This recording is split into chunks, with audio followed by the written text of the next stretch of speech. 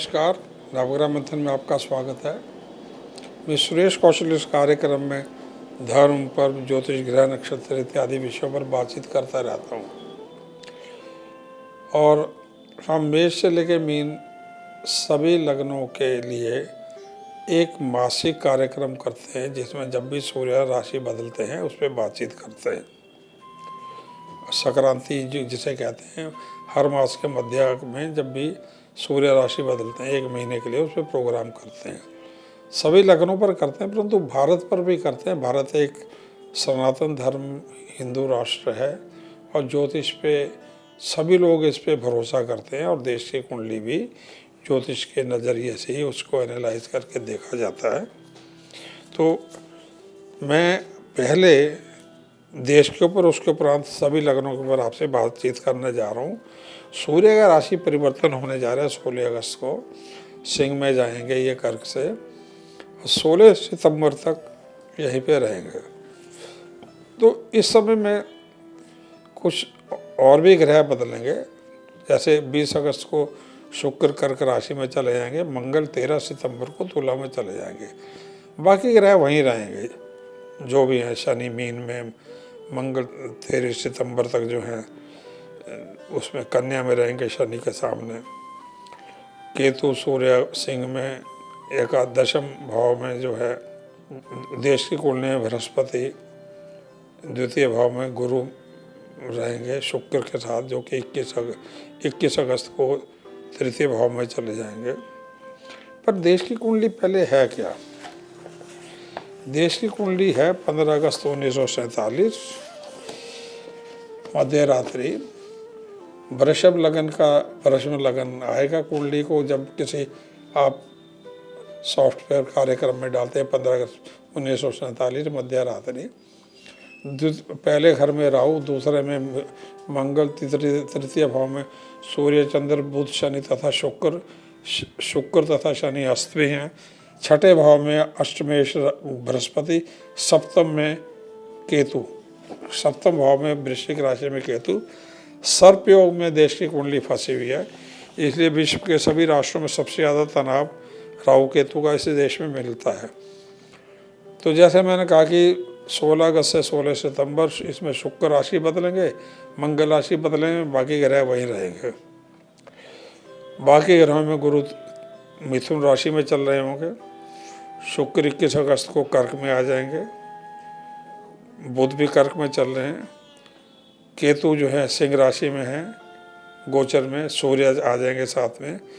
मंगल जो है पंचम भाव में आ जाएंगे, कन्या राशि में चल रहे हैं। 13 सितंबर को ये चले जाएंगे छठे भाव में देश की कुंडली में, और 10वें घर में राहु है।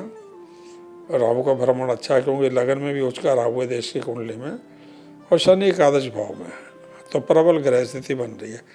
देश में होगा क्या 16 अगस्त 2025 से 16 सितंबर 2025?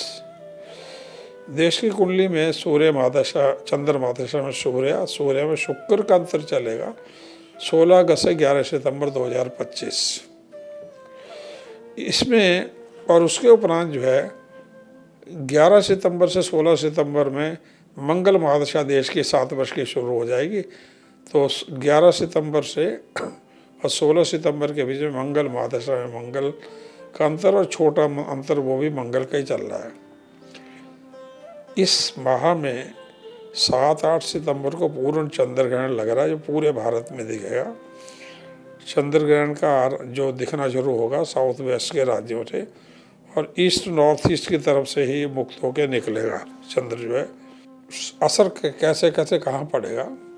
सबसे पहले 7 और 8 सितंबर को जो चंद्र ग्रहण पड़ेगा, और 9 से 12 सितंबर के बीच का जो पीरियड है, इसमें ऑपरेशन सिंदूर अचानक एक्सप्लोड हो सकता है, अचानक स्टार्ट हो सकता है। क्योंकि 7 को चंद्र ग्रहण है और 9 को देश को मंगल की दशा शुरू हो जाएगी। मंगल हिंसक ग्रह है और देश का मार्केश है द्वितीय भाव में। और 12 सितंबर तक जो है ये चलेगा, क्योंकि 13 सितंबर को जो है मंगल ने राशि बदल लेनी है 13 सितंबर को। तो 9 से 12 ऑपरेशन सिंदूर। पर पहले हम आ जाते हैं ये 16 अगस्त से जो अब बाकी घटनाएं हो रही हैं वो क्या है। 16 से 22 अगस्त का समय वो थोड़ा टेंस है। इस पीरियड में पॉलिटिकल इंस्टेबिलिटी चल रही होगी, प्राकृतिक दुर्घटनाएं चल सकती हैं इस पीरियड में। अर्थक्वेक्स का योग है विशेष करके 18 और 19 अगस्त को, और सूर्य सिंह राशि में चल रहे हैं, साथ में ये केतु हैं।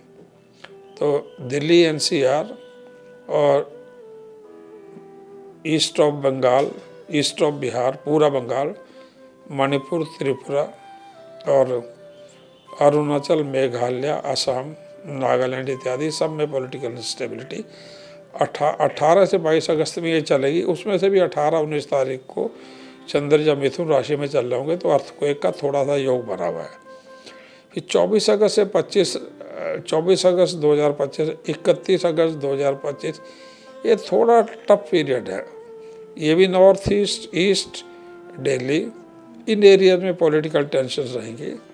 कई राज्यों में संकेत जो है टॉप लेवल पॉलिटिकल पार्टीज में या केंद्र सरकार या अन्य एरियाज में टॉप लेवल पे टेंशन हो सकती हैं।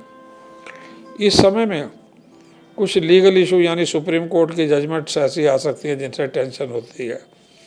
कुछ नए कानूनों को लेकर टेंशन हो जाती है।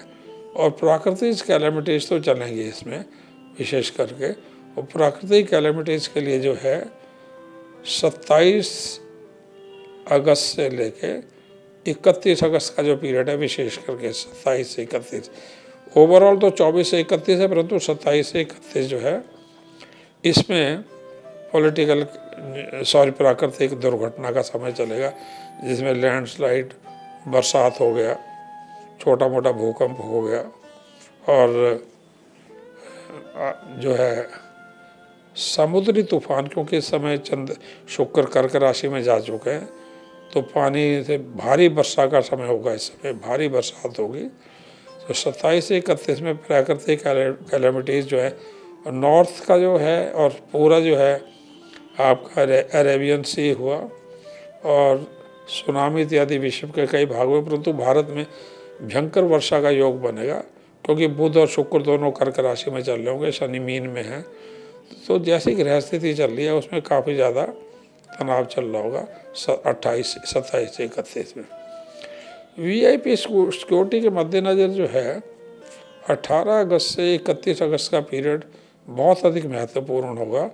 इसमें भी 19 से 21 अगस्त का जो है, 21 अगस्त को 3:58 तक का समय वीआईपी सिक्योरिटी वैसे को प्रधान पद देश के हों या डिफेंस के टॉप लेवल के हों या आप राजनीतिक पार्टियों के हेड्स हों, उनके लिए सिक्योरिटीज़ का बड़ा इम्पोर्टेंट पीरियड है।